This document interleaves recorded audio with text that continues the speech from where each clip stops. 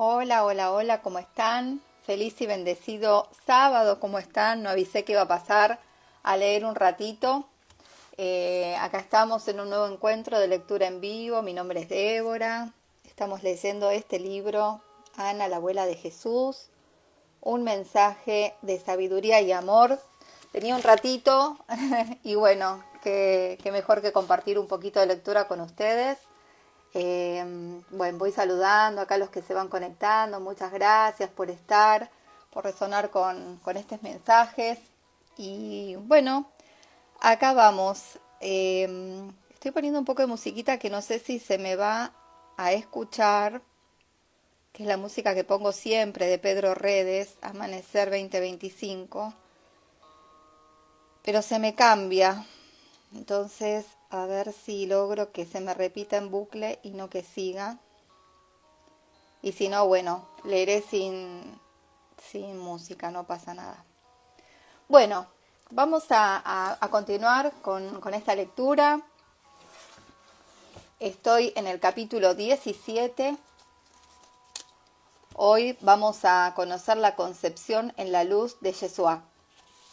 Capítulo más que interesante.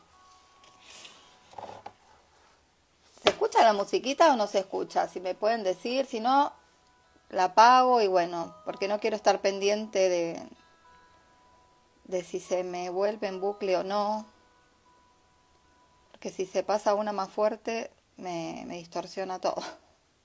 A ver. Sí, se me pasa otra. No, bueno, voy a sacar la musiquita, a pesar de que me encanta la música esta de Pedro Redes. Espérenme un cachitín. No estoy con la compu, entonces no lo puedo manejar esto. Espérenme un cachito. Pedro Redes.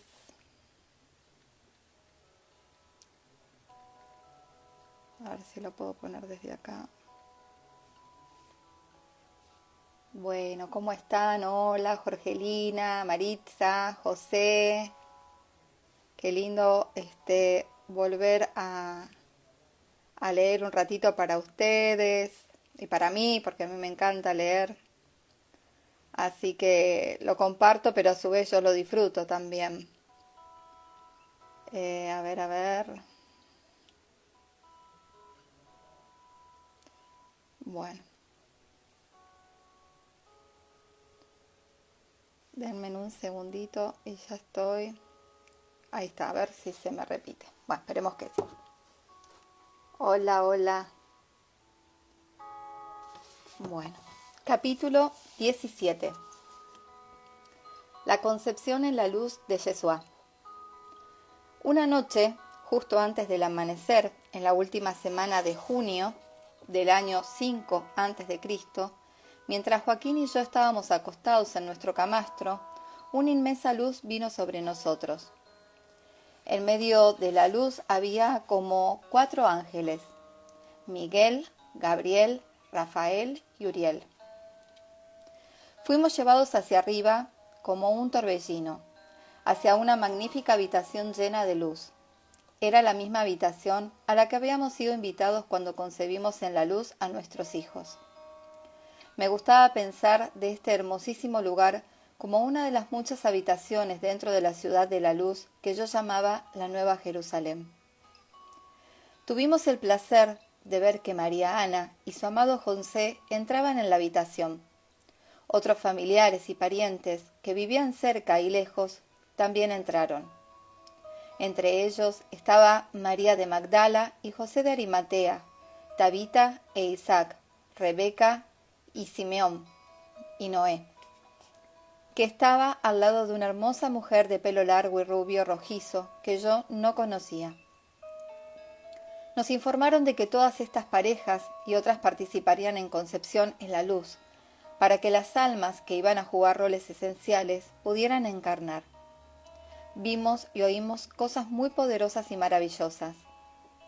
Los 4 ángeles, cada uno a su turno, nos dijeron que María Ana y José ben Jacob habían sido completamente iluminados con la presencia plena del Hijo del Hombre. Al igual que María Ana, Yeshua nacería como un avatar capaz de anclar vastos campos de conciencia cósmica en el plano terrenal. Y así como María Ana había entrado en mi vientre sin la semilla física de Joaquín, lo mismo sucedería con la concepción de su hijo. Así como la genética de Joaquín no fue necesaria para la expresión terrenal de María Ana, el ADN físico de José no era necesario tampoco. Y al igual que había ocurrido con Joaquín, la semilla y el ADN etéricos de José fueron impregnados de luz cuando se unió a la gran alma cósmica que sería su hijo. Cuando escuchamos el sonido de la campana del santuario, a la primera luz del amanecer, volvimos a ser conscientes de nuestros cuerpos físicos. Tiernamente abrazados, con lágrimas cayeron por nuestros rostros, y con nuestros cuerpos temblando, levantamos nuestros corazones en alabanza al Dios Altísimo. Por fin estaba aquí. Apenas habíamos expresado nuestra acción de gracias, cuando escuchamos un suave golpe en la puerta que se abrió lentamente. Allí estaban María, Ana y José, más radiantes que nunca. De sus rostros emanaba una luz blanca. Sabiendo interiormente que habíamos presenciado lo que había ocurrido, María, Ana y José se unieron a nosotros y nos arrodillamos juntos en silencio ofreciendo nuestras oraciones de inmensa gratitud. Flotaba en el aire la más dulce fragancia de lirios y rosas. Nuestros corazones desbordaban de gratitud. Durante la oración de la mañana anunciamos a la comunidad lo que había sucedido. Las mujeres jóvenes que habían sido preparadas con María Ana lloraron de alegría y tristeza simultáneamente. Cada una de ellas era digna candidata, capaz de la concepción inmaculada del Hijo del Hombre, y todas se habían preparado bien, entregando sus corazones a la tarea y a menudo ardua. Al saber que María Ana había sido elegida, sintieron el peso de los largos meses de iniciaciones. Cada una de las doncellas transmutó esa sensación de acuerdo a su grado de apego a ser elegidas. Esta fue otra iniciación para cada una de estas queridas almas. En lugar de sucumbir a la decepción, tuvieron que cambiar su intención para dar a luz a otras grandes almas. Esas almas serían los discípulos de Yeshua, que demostrarían y apoyarían las iniciaciones crísticas. Aquel día, en vez de salir a trabajar a los campos, realizamos primero las tareas esenciales y luego nos reunimos en el santuario todo el día para ayunar y orar. Rezamos hasta bien entrada la noche. Algunos continuaron durante varios días. Todos habíamos recibido el mensaje de cómo continuar. La comunidad del Carmelo reanudó su rutina habitual. Como existe un malentendido acerca de cómo José recibió la noticia del embarazo de María Ana, te describo que este relato, de manera que puedas caminar conmigo entre dos mundos. Gran parte de esta confusión se debe a la manera en que estos relatos evangélicos fueron escritos y traducidos. Por un lado, está la historia de tal como la entiende la mente humana, que se rige por el miedo y polaridades en desequilibrio. Y por otro lado, está la historia tal y como fue vivida por aquellos que no están atados a las limitaciones de la tercera dimensión. El relato evangélico describe a José como ignorante y aturdido por lo que había ocurrido a María Ana. También se da a entender que María Ana sabía muy poco acerca de la concepción en la luz. Se dice que el arcángel Gabriel tuvo que convencer a José de que María Ana no lo había engañado para que la aceptara como su esposa y no la rechazara. La mente humana egoísta inventó tal explicación para que los que no conocen la misteriosa ciencia de la concepción en la luz pudieran entender la historia que presentaba la concepción de Yeshua como un milagro. Durante los siguientes siglos de oscuridad, los pocos adeptos que conocían los misterios secretos encubrieron el significado y escondieron los registros que provenían de las manos de los que habían sido testigos de los acontecimientos. Algunos de estos registros todavía están escondidos, algunos han sido ocultos por la Iglesia y el gobierno, y otros han sido destruidos. Sin embargo, aquello que ha sido oculto será descubierto cuando los ciclos cambien para el nacimiento de la era de la luz. Muchos se sorprenderán cuando se describan los códigos de múltiples capas de la Biblia. Como he explicado, José entendía muy bien lo que estaba pasando. Varias semanas después de la concepción, María Ana comunicó que había recibido la iniciación por parte del arcángel Gabriel de hacer una peregrinación al asentamiento eseño en Cades Barnea.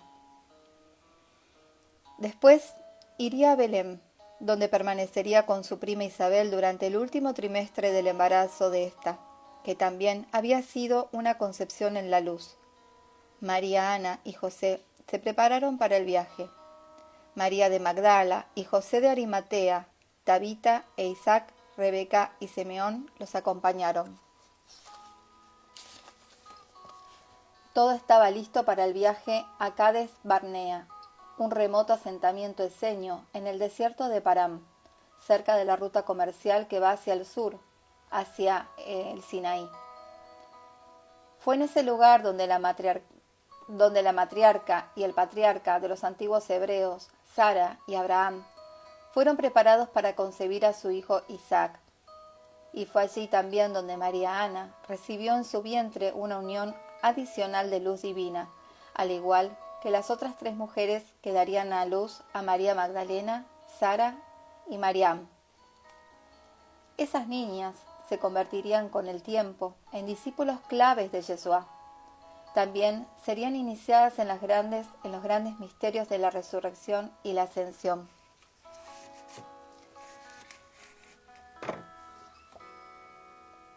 María Magdalena, Sara y Mariam jugarían un papel de apoyo fundamental en la vida y obra de Yeshua. María Ana, María de Magdala, Tabita, Rebeca y sus maridos respondieron a la llamada del arcángel Gabriel para recibir una mayor porción de luz, aunque ello suponía viajar en las condiciones adversas de verano. Aunque yo no estuve presente físicamente, me sintonicé para bilocarme de vez en cuando y ser testigo de muchas cosas maravillosas que me pidieron que mantuviera en mi corazón. De este modo, se abrió un nuevo capítulo de nuestras vidas. Ahora que Yeshua había sido concebido, mirábamos con anticipación el cumplimiento de todo lo que Él había venido a lograr en el plano terrenal. Puedes imaginarte la alegría que llenaba nuestros corazones, similar a cuando contemplas a los niños a los que has dado la bienvenida en tu vida. Independientemente de si eres padre biológico o no, estar cerca de un alma que hace su entrada en el plano terrenal es como estar cerca de los reinos celestiales. Lo mismo es cierto cuando se está cerca de las almas que se están marchando. Como ya te he comentado anteriormente, hay muchas almas sumamente evolucionadas que están encarnando en este momento para ayudar a Madre Tierra a través de su proceso de ascensión. Como ocurrió con Yeshua y sus primas, que fueron concebidos en la luz y asistidos por padres conscientes y una comunidad de apoyo, también hoy es posible participar en la concepción en la luz. El proceso de entrada en la densidad de la Tierra mejora extraordinariamente como cuando los padres, los parientes, las parteras y los cuidadores eligen conscientemente elevar su vibración a una luz mayor. Cuando se proporciona un amor coherente, es posible resonar armoniosamente con estos niños altamente sensibles. Con ese apoyo, estas almas maravillosas que vienen con la capacidad de expresar un gran amor pueden realizar el trabajo transformador de sustituir las estructuras disfuncionales de la sociedad por otras que son más conscientes y humanas. Cuando mi papel como madre y guía para los padres y los niños concebidos en la luz, cumpliendo mi papel como madre, guía para los padres y los niños concebidos en la luz, A menudo reflexionaba sobre la importancia de la vida familiar en común en el Carmelo. Guardaba como un tesoro los años en que Joaquín y yo criábamos a nuestros amados hijos. A mi pesar, era consciente de que su papel como padre y maestro ejemplar podría pronto llegar a su fin. Joaquín y yo nos acercamos el uno a otro aún más. Sentimos la cercanía de los reinos de la luz gloriosos al servir nuestra comunidad, mientras los bebés concebidos en la luz crecían en el vientre de sus madres. Capítulo 18. La partida de Joaquín. Con gran tristeza me gustaría hablarte ahora del paso de Joaquín a los reinos de la luz divina. Cuando estábamos esperando con impaciencia el regreso de María Ana de su larga estancia de 3 meses en Belén con Isabel, Joaquín me comunicó sin entusiasmo que no pasaría mucho tiempo antes de que dejara el plano terrenal. Me dijo que había tenido sueños que le informaban de que su hora estaba cerca. A diferencia de Ismarian, que había elegido ascender su cuerpo físico, él permitiría que los elementos de su cuerpo gastado volvieran a Madre Tierra. Le habían mostrado que durante su paso a la luz, su yo superior infundiría una porción adicional de conciencia a los elementos físicos de su cuerpo para bendecir la tierra. Nuestros amados maestros, el señor Maitreya y Mahababaji, estaban cerca y comenzaron a instruirlo en el proceso de elevación consciente de su alma inmortal. Después de pasar los 3 meses, José ben Jacob, Simeón, se marcharon a Belén con un carro tirado por burros para traer a María Ana y a Rebeca de regreso al Monte Carmelo. Cuando regresaron, preparamos una fiesta formal de boda para María Ana y José. Rebeca y Simeón se habían casado antes de su concepción en la luz. Después de 3 días de preparativos rituales, José y María Ana se casaron tradicionalmente bajo el dosel de Abraham y Sara a fines del otoño del año 5 a.C. Otras parejas también se casaron a la vez que María Ana y José en la misma celebración comunitaria. No todos estaban esperando hijos. Como ya he explicado, María Ana, Rebeca y María de Magdala y Tabita habían sido bendecidas con la concepción en la luz. Mirábamos a estas mujeres con reverencia. Las parejas que se casaron intercambiaron votos solemnes y luego cantamos, bailamos y nos recogimos en jubilosa celebración. Alrededor de un mes después de la boda, Joaquín vino a buscarme mientras yo estaba trabajando en el jardín recolectando tubérculos de invierno. Me pidió que dejara mis herramientas y que fuera con él a la piedra de Elías, que era como llamábamos al altar sagrado que Elías había construido poco antes de su partida en el carro del sol.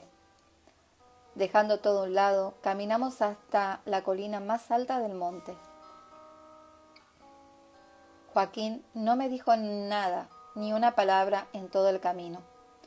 Mi corazón sentía el frío de un inquietante presentimiento mientras el viento helado de diciembre penetraba en mis huesos. Cuando llegamos al pico de la montaña, Joaquín me tomó en sus brazos y nos hundimos en los pastos secos de invierno. Su rostro estaba pálido y solemne. Sin embargo, había un brillo en sus ojos que eclipsó mi miedo al leer su cuerpo. En silencio me tomó las manos tiernamente y besó cada dedo y palma, presionando mis manos junto a sus labios resecos. Sus ojos oscuros brillaban con una energía radiante. Era como si la propia esfinge estuviera sentada delante de mí. Cuando me sentó en su regazo, acunándome como si fuera una niña, su pecho comenzó a moverse rítmicamente con lágrimas reprimidas. Finalmente, jadeó y las lágrimas se derramaron desde su corazón como un río. Me quedé de piedra, sin saber, sin querer saber lo que este extraordinario arrebato emocional podría significar. Cuando las lágrimas cesaron, comenzó a compartir lo que sabía. Sostenía mi cara en sus manos cerca de la suya. Mirándome intensamente a los ojos y hablando en voz baja, Joaquín me dijo que cuando había salido con las ovejas y las cabras para hacer su turno comunitario como pastor, sintió que era llamado profundamente hacia su interior. Le mostraron la tierra y todos los seres de luz que se estaban congregando para el nacimiento del niño que llamaríamos Yeshua ben José. En ese momento, el rostro de mi amado empezó a brillar como el sol. El viento comenzó a soplar a nuestro alrededor. El pelo y la larga barba, blanca y rizada de Joaquín, bailaba como serpiente de fuego alrededor de su cabeza. Nuestros chales pesados de lana ondeaban mientras nos aferrábamos el uno al otro. Llegó mi turno de llorar, cuando poco a poco me di cuenta de que mi amado no estaría entonces físicamente a mi lado.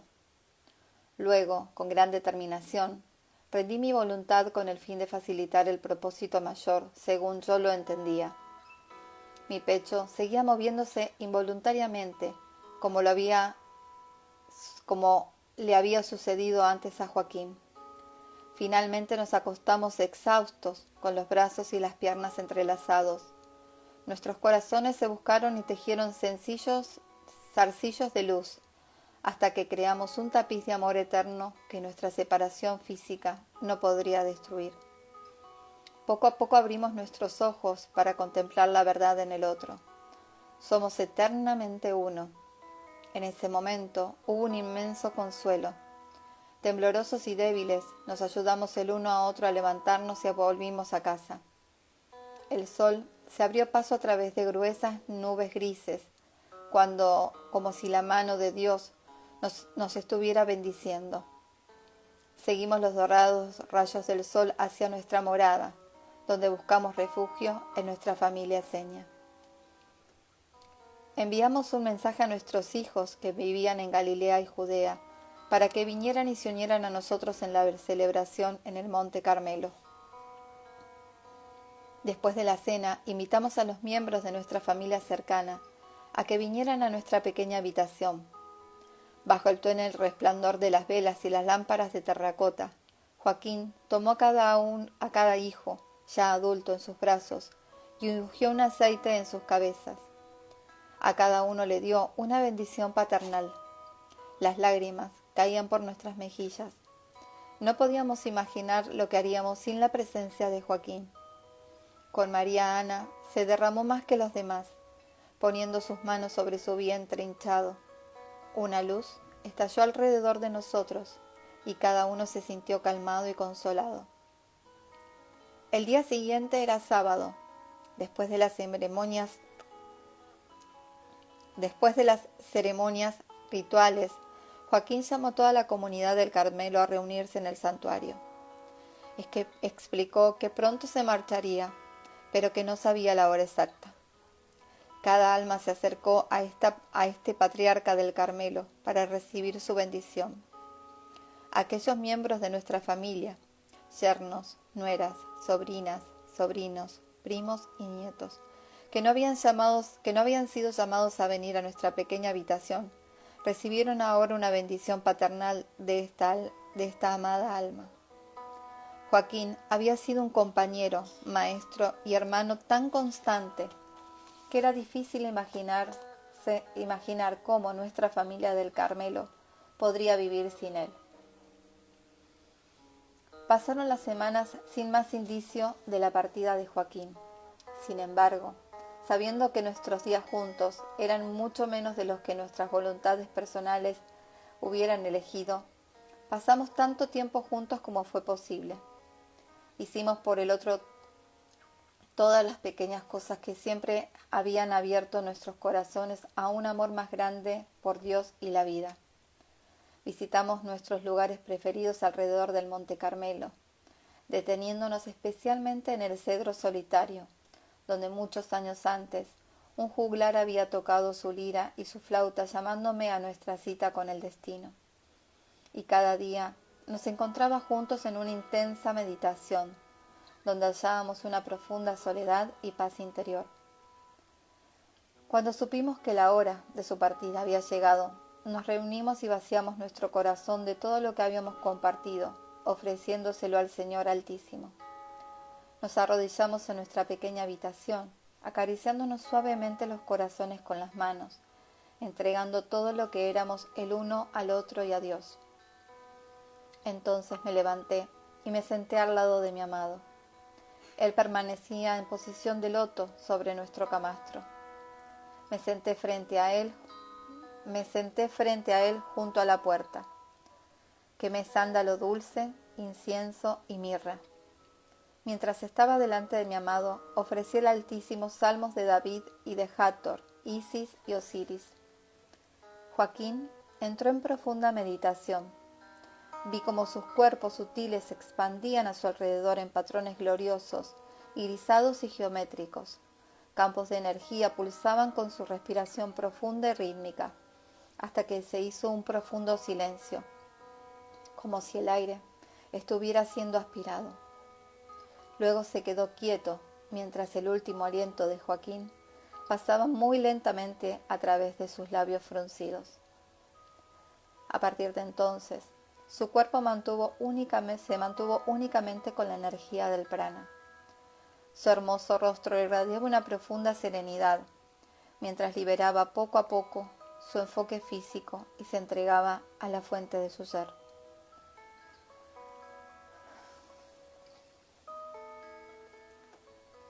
Fui testigo de la luz que se concentraba a su alrededor, mientras él lentamente elevaba la conciencia en forma de espiral desde la base de su columna vertebral.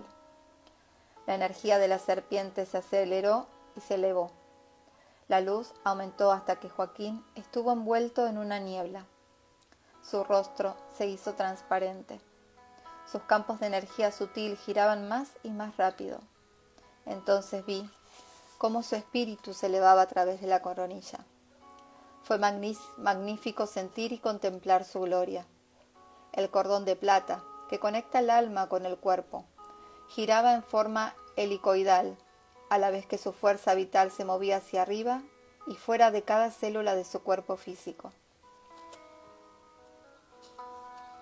La punta de la pirámide etérica y dorada sobre la cabeza de Joaquín brillaba con una luz cegadora blanca y dorada. Cada célula de mi cuerpo se reanimó con la fuerza de la vida, a la vez que el cuerpo de Joaquín se vaciaba lentamente.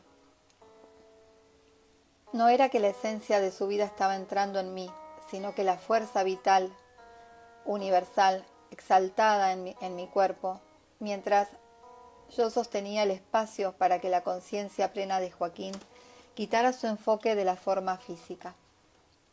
Entonces, el cordón de plata de Joaquín se rompió. Poco a poco, la visión celestial se cerró y la luz de nuestra habitación se atenuó. El cuerpo de Joaquín seguía sentado en posición favorita de meditación.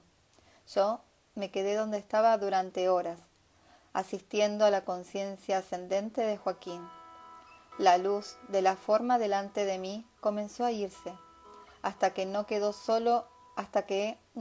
sino un tenue resplandor azul que la rodeaba. Cuando supe que era el momento, me acerqué con cuidado al cuerpo. Lo tomé amorosamente entre mis brazos y lo coloqué sobre el camastro. Le quité la ropa y lavé, y ungí el cuerpo de Joaquín con un bálsamo de nardo puro y sales marinas impregnadas con aceites curativos.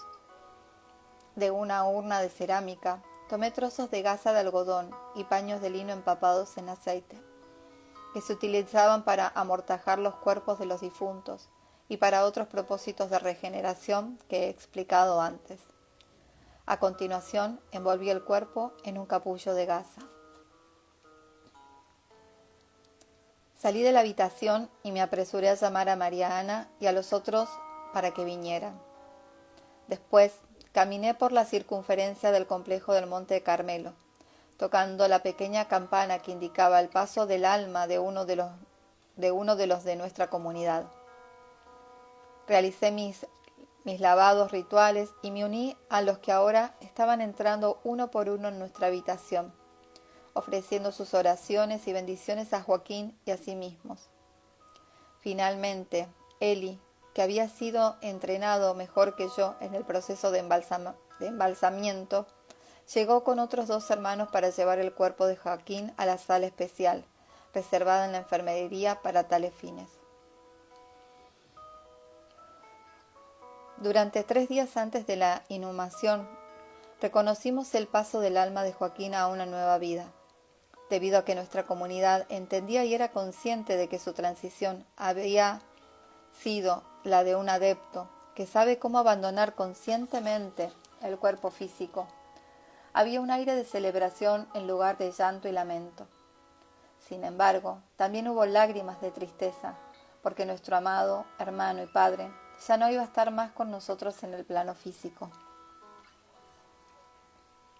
Para mí fue un duelo agónico, mientras poco a poco dejaba ir a mi amado inmortal, que era como mi propio yo. Había un lugar dentro de mi alma que no podía ser consolado. Era como si mi corazón hubiera sido arrancado y roto con el recuerdo de la primera separación en masculino y femenino de nuestra alma única. Me consolaba con el conocimiento de que éramos uno y que el amor divino de nuestro Padre y Madre Dios había llamado a Joaquín para un mayor propósito. Sabía que Joaquín se había fusionado con una parte mayor de nuestra alma superior para poder apoyar la bienvenida del Maestro de Justicia desde el otro lado del velo. Joaquín y yo seguiríamos en comunión en los planos internos, mientras él cumplía con su papel etéreo. A pesar de que me sentí reconfortada al saber del propósito de la partida de Joaquín, todavía sentía el tormento en mi alma por nuestra separación física, que había renovado el aguijón de la separación original, que fue el plan divino de Dios al principio de los tiempos. Por lo tanto, decidí sanar mi corazón abriendo mi ser a la gran obra, que ya estaba aquí. El ungido, aquel que mostraría el camino de un Cristo, había venido entre nosotros. Él estaba aquí mismo en el Carmelo. Él estaba en el vientre de nuestra querida María Ana, y su precioso cuerpo crecía cada día. Su gran alma se acercaba rápidamente para su llegada a la tierra. ¿Cómo podría yo lamentarme de mi soledad cuando todo para lo que me había preparado tantos largos años estaba ahora a punto de llegar? Con firmeza dirigí mi atención hacia el trabajo diario. El cuerpo de Joaquín se quedó en la cueva del cementerio comunal, cerca de un bosque de cedros y cipreses. Y aunque iba cada semana antes del sábado para recordar nuestro amor con ofrendas de flores y salmos, dediqué mayor atención a la preparación de las jóvenes doncellas para que sus concepciones en la luz y la temporada de alumbramiento. Ay, saqué sin querer la música. Déjenme ver la hora. Voy a leer un capítulo más, sí. Bueno, se viene el gran momento. Capítulo 19. El nacimiento de Yeshua ben José. Esperen que respiro. Estaba cerca de María Ana tanto como ella me lo permitía. Me encantaba poner mis manos sobre los vientres hinchados de esas hermosas mujeres cuyos bebés concebidos en la luz eran como los míos propios. Les enseñé cómo entrar en comunión con las almas que estaban creciendo en sus vientres. Cada alma traía frecuencias de luz muy altas, directamente del trono de Dios. Ayudamos a cada alma que iba a encarnar a mantener en perfecta alineación sus patrones complejos de energía multifacética. Junto con Metatrón y los arcángeles Serafín y Querubín, tejimos y condicionamos las rejillas de ADN con enorme cantidad de información. Preparamos las frecuencias dentro de alrededor de las mujeres, de las madres, los esposos y la comunidad, de modo que estas preciosas almas pudieran entrar en el plano tan armoniosamente y sin dolor como fuera posible. En enero, el esposo de Judith, Justiano, que acababa de regresar de Roma, nos trajo noticias inquietantes. Nos dijo que César Augusto había decretado realizar un censo de la población del imperio durante las 3 semanas después del equinoccio de primavera. Requería que todas las familias fueran a la ciudad de origen de sus ancestros para ser registradas por los recaudadores de impuestos y jurar lealtad a Roma. La comunidad del Carmelo se reunió para discutir sobre este reto que el César nos imponía. Muchos de nosotros estábamos furiosos por tener que dividir nuestra lealtad entre Dios y el César. En medio de esta polémica, nuestra atención se dirigió de pronto al fuerte golpeteo que José ben Jacob hacía con su bastón sobre el suelo de piedra. En silencio, nos volvimos hacia José, que acababa de abrir el pergamino que contenía las palabras de Miqueas el profeta. Entonces leyó: Pero tú, Belén Efrata, aunque eres pequeña entre los miles de Judá, de ti saldrá aquel que ha de gobernar Israel, aquel cuya venida ha sido predicha desde el principio, desde los días de la eternidad. A partir de ahora, el Señor abandonará hasta el momento en que ella, que está de parto, haya dado a luz. Luego el resto de sus hermanos volverá junto a los hijos de Israel. Y él se alzará y cuidará de su congregación con la fuerza del Señor, con la majestad del nombre del Señor, su Dios. Y el pueblo se restablecerá, pues su dominio se extenderá hasta los confines de la tierra, y él mismo será la paz. Así leyó las palabras del profeta Miqueas, hasta que todos empezamos a entender que el Creador estaba orquestando un propósito divino, usando a César como instrumento para cumplir la profecía. José sugirió que en lugar de desperdiciar nuestra energía discutiendo, todos los que pertenecían a la casa de David, cuyas familias procedían de Belén, se reunieran y agruparan sus recursos para lo necesario para el viaje, para que pudiera hacerse de la manera más cómoda y segura posible. Teníamos que tener en cuenta, además, que había mujeres cuyos embarazos estaban llegando a su fin, como María Ana y Rebeca. Era penoso imaginar el largo camino que tenían que hacer con sus vientres tan grandes. Durante las semanas siguientes, José organizó los recursos de nuestra comunidad para conseguir vagones, suministros y hombres fuertes que aseguraran que el viaje transcurriría sin problemas. El frío del invierno había pasado y la primavera estaba en el aire. La Pascua llegaría pronto. La cosecha temprana de los cereales de invierno y la temporada de parto y esquila de las ovejas requerirían nuestra atención antes de poder iniciar el viaje. Además, teníamos que entregar una parte de nuestra cosecha a los recaudadores locales de impuestos.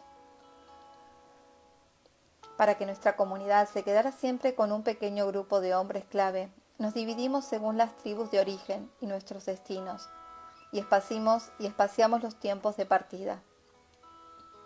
Con suficientes miembros de la comunidad viajando en grupos, no tendríamos que preocuparnos por las bandas armadas de ladrones que robaban a los incautos en el camino. En lugar de sentir lástima por nosotros mismos, elegimos sacar el mejor provecho de esta circunstancia desfavorable. Preparamos un carro lleno de mantas y tirados por 2 bueyes robustos para María Ana y Rebeca. Una semana antes de nuestra partida, tuvimos una maravillosa sorpresa cuando Rebeca dio a luz una hermosa niña llamada Mariam. Los niños más pequeños y los ancianos viajaron en carros. Yo monté en una mula. Las otras mujeres montaron en burros, camellos o caminaron. La mayoría de los hombres y los niños iban a pie. Nos llevamos nuestros instrumentos musicales, alimentos, tiendas y forraje para los animales. Cantábamos mientras caminábamos, contábamos historias alrededor de las fogatas y nos turnábamos con las tareas necesarias en nuestra travesía, que nos llevaba por las carreteras romanas pavimentadas con adoquines.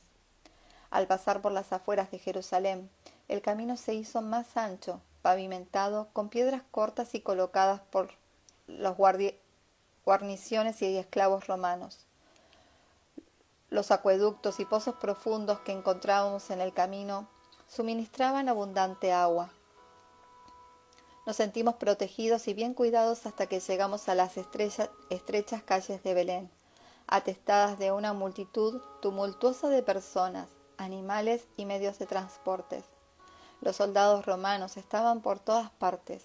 Sus espadas y lanzas se erigían hacia el cielo, y sus látigos golpeaban las espaldas de los esclavos y transeúntes ingenuos que no conocían el protocolo adecuado. No había visto tanto ajetreo desde que dejé Alejandría.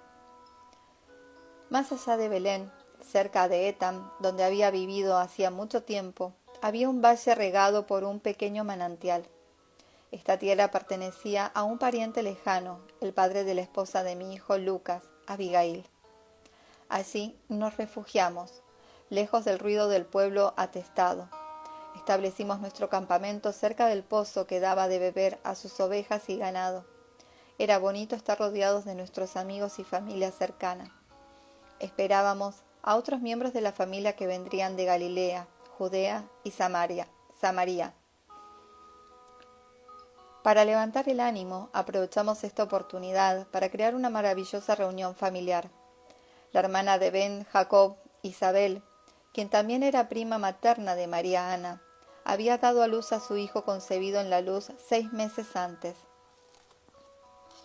Hacía 20 años que Isabel no concebía. Su vientre había estado estéril los últimos 8 años desde el cese de su sangrado menstrual. Así que teníamos muchas ganas de dar la bienvenida a este milagro de niño. Según la indicación de su esposo Zacarías, había recibido del arcángel Gabriel. Su hijo se llamó Juan. Tenían también una hija mayor llamada Asira, que se había casado hacía poco y esperaba su primer hijo. Zacarías ofreció quedarse en el templo de Jerusalén, donde realizaba sus deberes sacerdotales para que María Ana y yo pudiéramos quedarnos con Isabel en su pequeña residencia en las afueras de Belén. Rebeca permaneció en el campamento con Simeón y su bebé mientras transcurría su tiempo de purificación, el tiempo de sangrado después del parto, según era llamado por el patriarcado.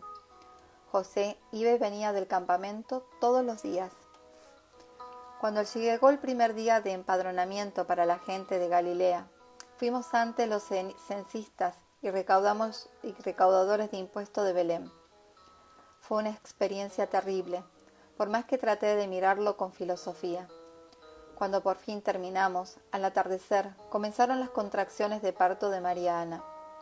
José la sentó en el burro de Isabel y nos apresuramos a llevarla a una pequeña habitación de la casa de Isabel, situada encima de un establo, que daba a corrales cercanos y cuevas en la ladera, que se utilizaban para guardar animales y como almacén.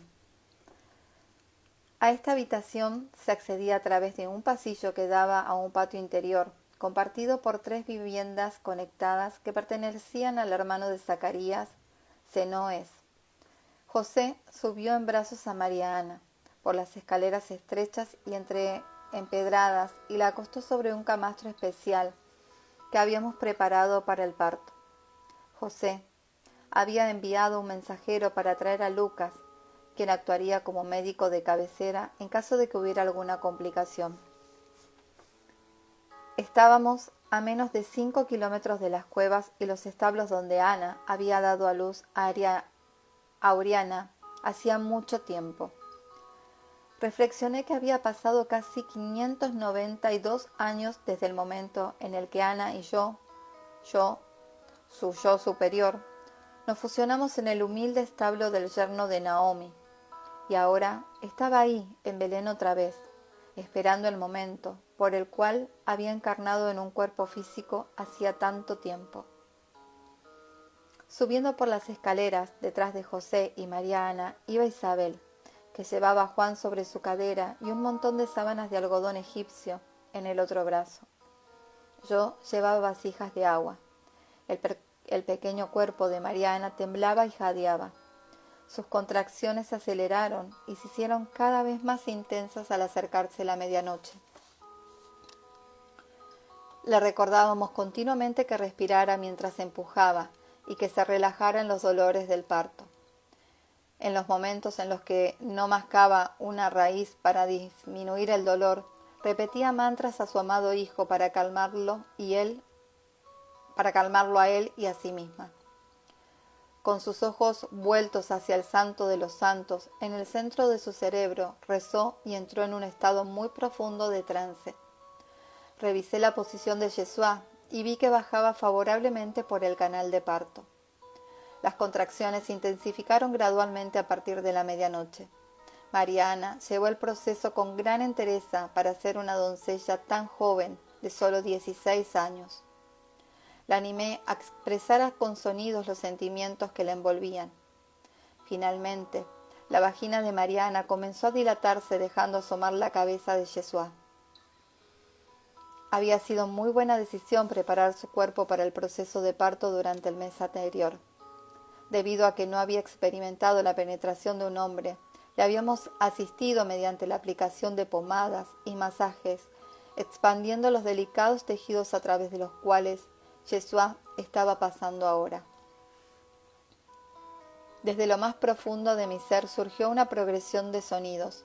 Entoné la canción familiar del destino más alto que las sacerdotisas de Hathor cantaban a las almas recién nacidas.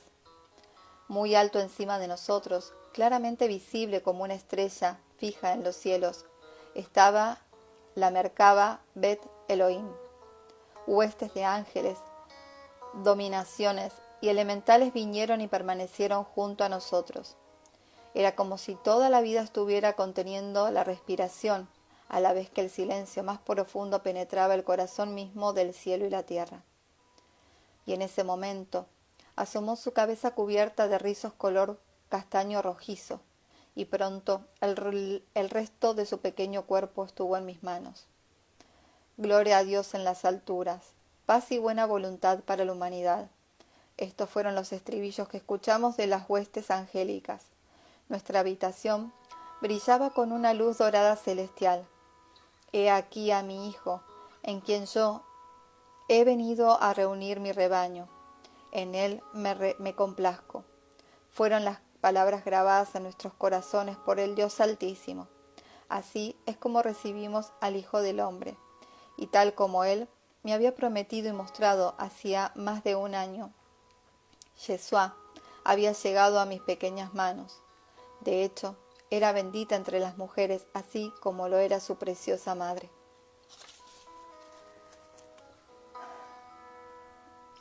Yeshua nació bajo el signo de Aries. De acá nos sorprendemos, ¿no? Porque tenemos entendido que el 25 de diciembre nació. Sin embargo, nació bajo el signo de Aries, o sea que nació entre marzo y abril. Yeshua nació bajo el signo de Aries. Su nacimiento se produjo alrededor de 1 hora después de la medianoche, en el 21º día de Nisán, según el calendario judío, que corresponde a principios de abril del año 4 a.C., de acuerdo con tu calendario gregoriano. José había permanecido con nosotros durante todo el parto. A veces caminaba de un lado a otro, intentando no interferir en el trabajo de partería en el que las mujeres mayores estábamos absorbidas. Se añadía al dilema incómodo de José su timidez, pues a pesar de que era el esposo de María Ana, aún no había tenido relaciones sexuales con ella. Sin embargo, en el momento en que Yeshua comenzó a salir, José estuvo inmediatamente a mi lado. Varios días antes del parto, José había ido al establo de abajo y había encontrado una pequeña caja de madera para cribar el maíz, que se utilizaba para alimentar a las ovejas y las cabras. La habíamos lavado, forrado con vellón de oveja y la paja más fresca que se podía encontrar en esa época del año. Sobre esto añadimos sábanas plegadas de suave algodón egipcio. Este humilde pesebre más tarde acogería al pequeño Yeshua para que María Ana pudiera descansar. Juan estaba en una cuna cerca del camastro de Isabel. Había permanecido completamente despierto durante todo el parto. A veces se ponía a llorar, e Isabel le daba de mamar mientras lavaba y refrescaba la cara y las manos de María Ana. Cuando María Ana requería más atención, Juan era acostado en su cuna y puesto en los brazos nerviosos de José. Juan prefería estar cerca en el meollo de las cosas, así como observó el nacimiento de su primo, cuyo camino abriría y prepararía. Mientras Isabel atendía la expulsión de la placenta de María Ana, puse suavemente a Yeshua sobre el vientre de su madre, con el cordón umbilical todavía unido. Después, puse la placenta en aceites conservantes dentro de un recipiente especial para enterrarla después de una ceremonia. José se inclinaba sobre su hijo y su amada María, como él la llamaba. Esperamos en silencio hasta que el pulso de vida del cordón umbilical que conectaba a Mariana con su bebé finalmente se agotó, y entonces cortamos y atamos el cordón umbilical y lavamos al bebé recién nacido. Allí estaba, había nacido a salvo. Alabamos a Dios Padre Madre, con todos nuestros corazones, mentes y almas. Oramos para tener la fuerza y la sabiduría necesaria para proteger y preparar a Yeshua ben José, para que pudiera lograr todo lo que había venido a hacer. Nos preguntamos por qué Lucas no había llegado todavía, pero estábamos muy agradecidos de que sus habilidades médicas no hubieran sido necesarias. Aunque todavía estaba oscura afuera, una gran luz inundaba nuestra pequeña habitación, como si fuera mediodía. Después de haber lavado y ungido a María, la llevamos a su propia cama, detrás de una alfombra colgada que dividía la sala de estar.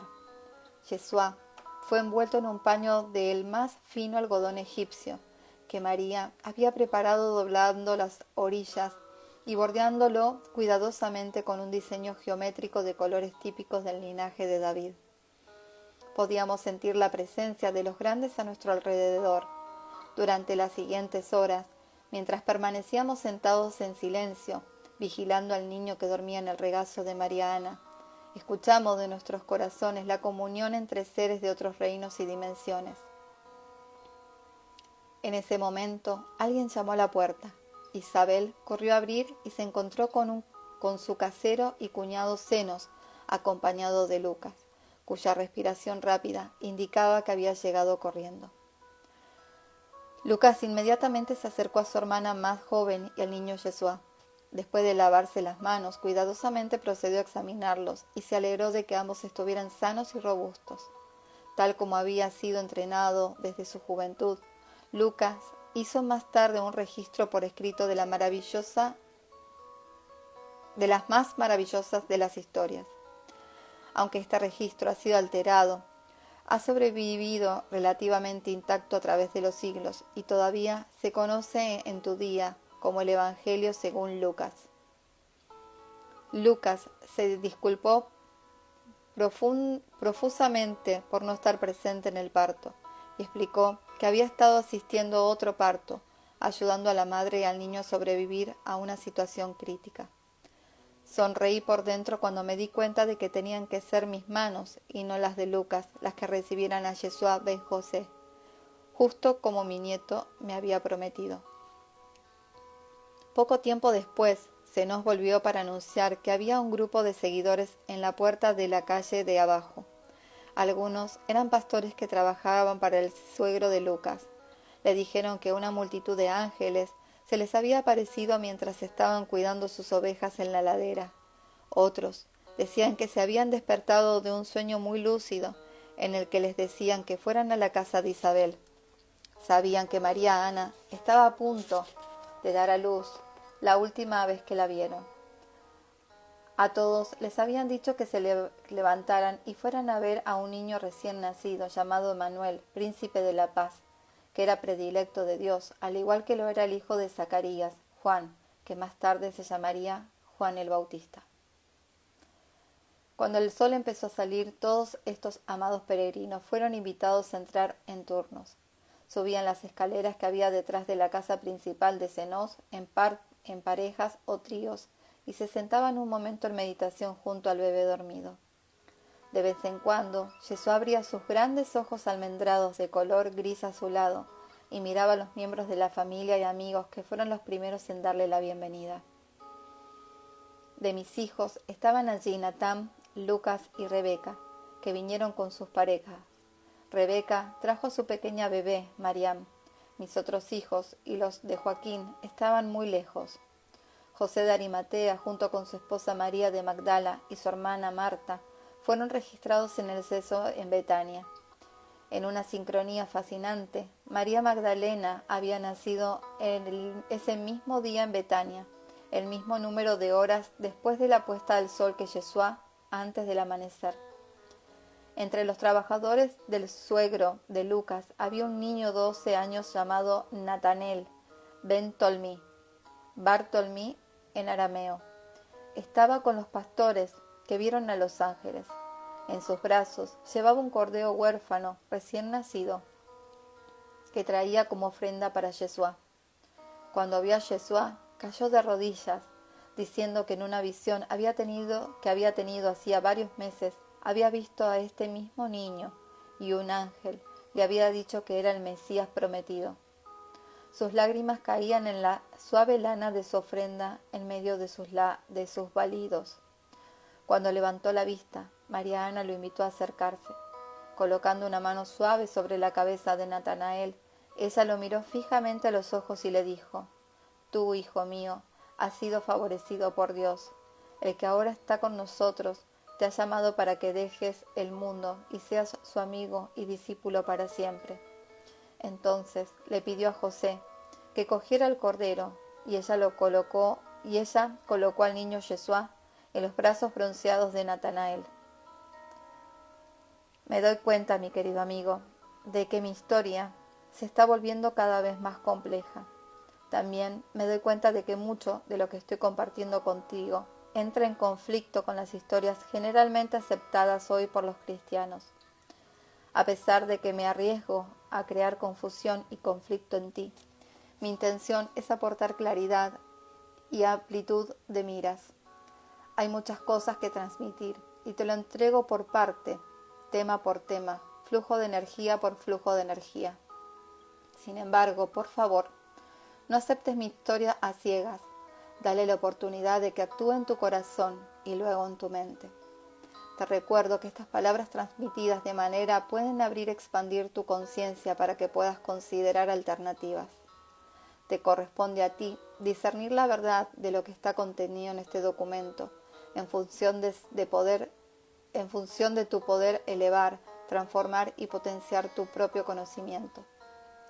Más que ofrecer otra visión de la historia de Cristo, mi propósito más profundo es prepararte para la llegada del Cristo dentro de tu propio corazón. De esta forma, estás siendo preparado para los grandes cambios que se avecinan. Por lo tanto, abre tu corazón. Recuerda las energías que has presenciado a través de tus sentimientos. Te diré además que yo estoy aquí. El único propósito de mi venida hace mucho tiempo es estar aquí en este momento presente. No pienses que estoy lejos en el tiempo o en el espacio, o que lo que ocurrió hace 2000 años no tiene relevancia para ti. Ahora mismo estás en medio del proceso de la reescritura de tu historia pasada. De hecho, algunos de vosotros habéis venido desde el futuro precisamente para ello. Yo soy Ana del Carmelo y he vuelto para dar testimonio del nacimiento de Cristo en ti. Estoy aquí para recibirte, así como recibí al ungido hace 2000 años. Te proporciono una cronología de hechos e historias de personajes conocidos que has estudiado. Sin embargo, es más importante la transmisión de frecuencias de transformación que las palabras a través de las que se proceden. Si escuchas más allá de las palabras, es posible que recuerdes quién eres realmente y des un paso adelante para cumplir tu misión, jugando tu parte en este gran drama de ascensión planetaria que estamos co-creando juntos. Bueno, vamos a dejar acá capítulo 20, la visita de los Reyes Magos. Bueno, muchas gracias a todos los que estuvieron en este ratito, a los que lo van a ver después. Recuerden que lo pueden compartir, si les resuena, lo subo a Instagram y a YouTube. Así que sí, Blanca, hermosa lectura. Estos 3 capítulos me emocionan muchísimo. Así que estoy muy feliz de compartirlo con ustedes y que también puedan escuchar estas palabras. Y como dice muy bien acá Ana, hay que pasarlo por el corazón y después por la mente. A ver qué nos dice el corazón. Les mando un beso enorme, que tengan un excelente fin de semana, feliz sábado. Y bueno, nos estamos viendo seguramente el martes con otro encuentro de lectura a la mañana, y a la tarde tengo un vivo. Así que besos y abrazos. Feliz sábado Buenas noches.